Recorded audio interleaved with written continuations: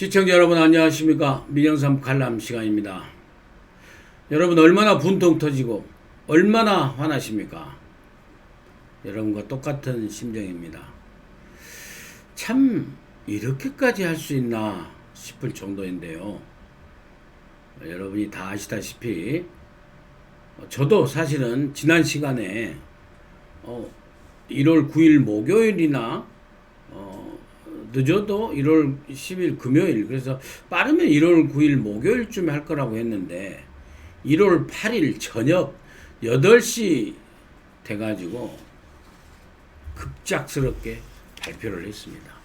오늘 이 시간에는 문재인 대통령이 왜 그렇게 급작스럽게 밤에 서둘러서 발표를 했을까 하는 그런 이유를 좀 따져볼까 합니다. 사실은 상황이 1월 8일 오전 11시 경부터 급박하게 돌아갔지 않습니까? 그래서 인사를 다 만들어 놓고 법리적 절차에 나중에 추미애 법무부 장관이 퇴임 후에라도 법적인 문제를 통해서 고발당해서 법적인 책임을 질 있을까봐 직권남용, 권한남용 있지 않습니까? 그 부분에 대해서 두려워가지고 이 검찰청법에 있는 그대로 검찰청의 의견을 들어 이 조항에 추미애 법무부 장관이 두려워서 안을 보여주지 않은 채 윤석열 검찰 대검에 의견을 제시하라고 얘기했죠. 그랬더니 윤석열 대검에서 아니 안을 보여줘야 의견을 제시할 거 아니냐 이렇게 얘기를 하면서 요식행위로 30분 딱 했다고 지난 시간에 말씀드렸지 않습니까? 딱 그겁니다. 그 법망을 피하기 위해서 그 요식행위 절차를 거치고 그 다음에 검찰총장이 의견을 제시하라는 법무부 장관의 요구를 따르지 않는다라는 명분을 내걸어서 심지어요. 오늘 심지어 추미애 법무부 장관이 명령을 따라야 된다. 이인영 원내대표가 그랬더만요. 명령에 복종하는 것이 공무원의 기본이다라고. 아무튼 검찰총장이 그 허무맹랑한 법무부 장관의 요식행위 의견을 달라라는 그런 얘기를 하자 법무부 장관이 그 요구에 응할 수가 당연히 없죠. 그러니까 한밤중에 군사작전을 개시해버린 거죠. 일방적으로 발표를 해서 헌법 독재에 구태타를 저는 했다고 봅니다. 그리고 좀 생각해 보면은요, 문재인 대통령이 지지리도 못 났어요. 지지리도 못 났어. 참 무능하고 참 사람도 없고 이상하게 혼자 그냥 이렇게 편파적으로 이렇게 편협되게 가는 어쩔 때는 안쓰러울 정도로 그런 생각이 들 정도로 대한민국의 대통령직을 수행하기에는 참 못났다라는 생각이, 제가 인신공격이 아니라 이건 정치적 역량에 있어서 제가 그 평가를 하는 겁니다. 왜냐하면요, 생각해 보십시오. 하다못해요, 박근혜 대통령은 그 유진용 그 문체부 장관 있지 않습니까? 문체부 장관 말 안 들으니까 딱 정리했잖아요. 그러면 진짜로 윤석열 검찰총장이 장관급이니까 윤석열 검찰총장이 말 안 들으면 자기 뜻에 좀 반하고 그러면 직접 설득을 하든지 안 되면 경질을 하든지 나름대로의 어떤 액션도 없이 여자 법무부 장관, 추미애 법무부 장관 딱 임명해가지고 법무부 장관 시켜가지고 이런 행동을 합니까? 왜 이랬을까요?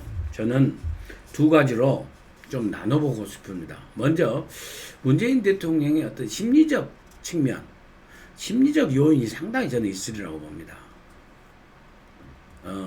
그리고 두 번째로는 현실적인 요인이 있겠죠. 이렇게 한밤중에 서두를 수밖에 없었던 아주 현실적인 요인이 있을 거라고 생각합니다. 그것은 아마 문재인 대통령만이 정확하게 판단하고 있는 거겠죠. 왜냐하면 이건 문재인 대통령이 최종 결정한 거기 때문에요. 한 1월 9일 날 오전에 발표해도 되지 않습니까? 1월 8일 밤에도 두려운 거예요. 1월 8일 밤 7시 이후 7시 이후에 그 다음날 아침 7시 오전 10시까지 한 12시간 15시간이 두려운 거예요. 무슨 일이 벌어날까 싶어가지고. 그 정도로 배포도 없고 못난 대통령을 우리가 뽑은 우리가 잘못이죠. 뭐 안 찍으신 여러분들은 좀 하실 말씀이 있겠습니다만은, 자, 심리적 요인을 말씀드리면은요, 저는 노무현 대통령 때에 민정수석으로 근무했던 그 경험에 트라우마가 굉장히 심하다고 생각을 합니다. 여러분, 노무현 대통령의 2002년, 2003년 때 2003년, 2004년에 강금실 법무부장, 노무현 대통령, 강금실 법무부 장관, 송광수 검찰총장, 안대희 대검 중수부장. 여기서 이런 체제를 갖추고 대한민국이 있었을 때 노무현 행정부에서 이 안대희 대검 중수부장, 송광수 검찰총장이 살아있는 권력 현직 노무현 대통령의 대선 자금을 수사를 했지 않습니까? 물론 그때 한나라당의 대선 자금을 수사하면서 현직 대통령의 대선 자금까지도 수사를 해가지고 송광수 검찰과 안대희 중수부장이 이 국민검사의 칭송을 받았지 않습니까? 그때 노무현 대통령이 강금실 법무부 장관을 통해서 송광수 검찰총장과 많은 대화를 나누면서 이 수사팀까지도 바꿀 그런 생각까지도 있었습니다. 근데 바꾸지 않았어요. 못 바꿨죠. 왜냐하면 송광수 검찰총장이 대화를 통해서 이 강금실 법무부 장관을 설득을 했죠. 강금실 법무부 장관 때 송광수 검찰총장이 그랬지 않습니까? 지금 이 한나라당에 물론 그때는 이 서울의 그 검찰 인사를 할 수 있는 인사 요인이 정기 인사와 겹쳐서 인사 요인이 분명히 있었을 때입니다. 그럴 때도 불구하고 송광수 검찰총장이 강금실 법무부 장관에게 지금 검찰 인사를 해버리면은 중수부에서 이 양쪽 당의 대선 자금 수사를 하고 있는데 이 수사가 마무리되고 나서 하자. 그래서 사실상 그 관례가 대형 사건의 수사를 해온 것은 대형 사건이 마무리된 다음에 그 수사팀을 갖다가 인사를 전보 발령을 하는 거고, 그 다음에 또 말씀드렸지만은 검사의 대개 검사장 이상급은 1년 보직을 갖다가 보장해주는 관례상에서 이렇게 맞지 않다. 이 두 가지를 들어서 이 강금실 장관을 설득을 해서 안 했지 않습니까? 안 했는데 그 결과가 어땠습니까? 노무현 대통령의 대선 자금도 몇백억이 불법으로 나온 것이 수사가 돼서 결국에는 당시에 여당 대표던 정대철 대표가 대선 자금을 노무현 대통령 대신해서 감옥에 갔지 않습니까?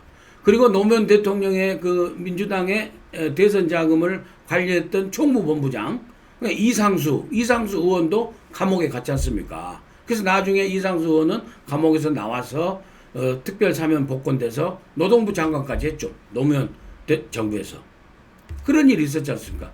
이때 문재인 대통령은 문재인 민정수석이었습니다.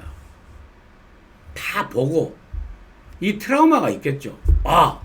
살아있는 권력에까지도 대통령 청와대에 가는 권력을 가만히 놔뒀을 때 그때 노무현 대통령이 그 이후로 굉장히 국정 운영에 검찰을 장악하지 못하고 국정 운영에 애를 먹었죠. 그런 어떤 민정수석으로서 대검 검찰이 살아있는 권력에 대한 대선 자금을 수사했던 그런 경험들, 그리고 더 나아가서는 노무현 대통령 일가족이 620만 불인가요? 우리 하나로 따지면은 약 60억 원의 그런 어떤 그 불법 자금을 받아서 생활비로 쓰고 뭐 했다라는 그 사건에서 노무현 대통령이 극단적 선택까지 하고 그런 정치적 어마어마한 사건. 그래서 살아있는 권력에 이 대통령 권력에 대한 이 검찰의 수사라는 것이 굉장히 가슴에 중압감으로 작용했을 가능성이 크다. 그걸 실질적으로 그때는 또 노무현 대통령의 비서실장 이랬지 않습니까? 그런 상황이 굉장히 컸을 것이다. 그래서 좀 저 수사를 갖다가 좀 무마시키고 싶은데 윤석열 검찰총장이 통제가 안 되기 때문에 통제가 아무리 해도 조국 법무부 장관을 통해서 검찰 개혁이라는 명분을 내걸고 조국 법무부 장관을 통하고 서초동 인력을 통하고 민주당의 당력을 다 총동원해도 윤석열 검찰이 말을 안 들으니까 결국에는 이런 청와대발 문재인 대통령이 직접 하는 인사 구태타를 갖다가 한 게 아닌가라는 심리적 트라우마, 노무현 대통령 때의 경험, 이게 굉장히 컸으리라는 생각이 들고요.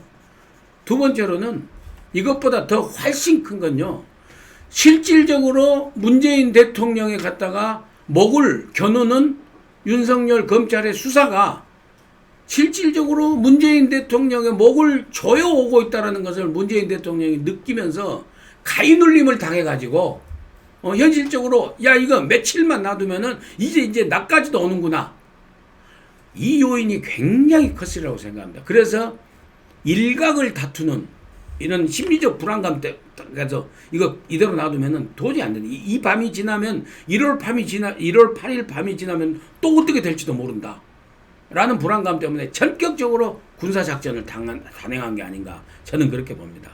그러면은 문재인 대통령의 목을 현실적으로 조여오는 건 무엇일까요? 가장 가깝게는 울산시장 청와대 선거 개입 의혹 사건 수사입니다. 이 수사는 이제 이미 한병도 당시의 한병도 정무수석은 이미 피의자로 지금 조사가 진행 중입니다. 수사가 이미 피의자 신분으로 바뀌었습니다. 참고인에서. 그리고 그 다음에 행정관이고 말할 것도 없죠. 그러면은 조국 민정수석은 지금 그 송철호 변호사의 그 당내 경선 상대를 갖다 제거하는데 가냐했는지 안 가냐했는지 그것도 지금 수사되고 있고요.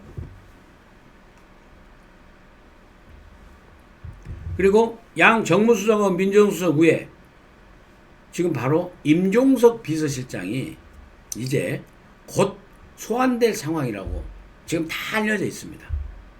임종석 전 비서실장이 이 울산시청 청와대 개입 의혹 사건으로 인해서 참고인 신분인지 피의자 신분인지 모르지만은 소환될 게 지금 이 촉각을 다투고 있는 상황에서 문재인 대통령이 얼마나 불안했겠습니까? 어디 그뿐입니까?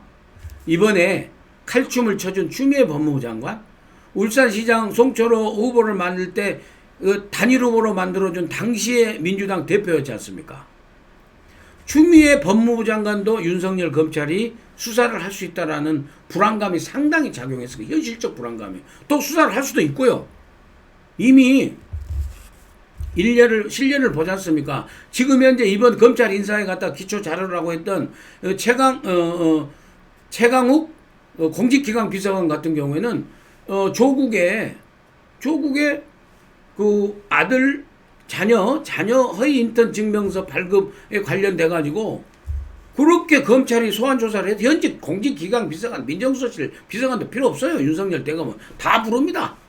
있으면은 이렇게 살아있는 권력에서 조사를 하는데 추미애 법무부 장관인들 왜 조사를 안 하겠습니까? 혐의가 있으면은 오직 국민의 입장에서 검사다운 이런 윤석열 대검이 추미애 법무부 장관 부를 수 있고 아무튼 그렇지만 더 문재인 대통령의 최종 결정권자로서 생각할 적에 야 한병도 정무수석, 그 다음에 임종석 비서실장, 그 다음에 청와대에서 그러면 안 해? 얼마나 두려웠겠습니까? 얼마나 다급해졌겠습니까? 그래서 바로 하룻밤도 지내기가 두려운 나머지 1월 8일 저녁 8시쯤에 전격적으로 일방적으로 군사작전 하듯이 윤석열 죽이기, 윤석열 손발자르기 인사, 검찰 인사 구태타를 감행했다. 저는 이렇게 분석을 합니다. 정말 이번 인사를 보면은요, 이게 헌법 독재다. 문재인 대통령이 얘기했지 않습니까? 헌법에 명시된 인사 권한을 행사하겠다. 그래서 검찰을 개혁하겠다. 이것이 검찰 개혁입니까? 5천만 국민들이 문재인 대통령에게 물어봅니다. 질문합니다. 이번 1월 8일에 이 검찰 인사가 이것이 검찰 개혁을 위한 것입니까? 검찰 수사를, 청와대를 향한 검찰 수사를 방해하기 위한 인사입니까? 검찰을 개혁하기 위한 인사입니까? 우리 국민들이 묻고 있습니다. 답변해 주시기 바랍니다. 끝까지 시청해 주신 여러분 대단히 감사합니다. 또 찾아뵙도록 하겠습니다.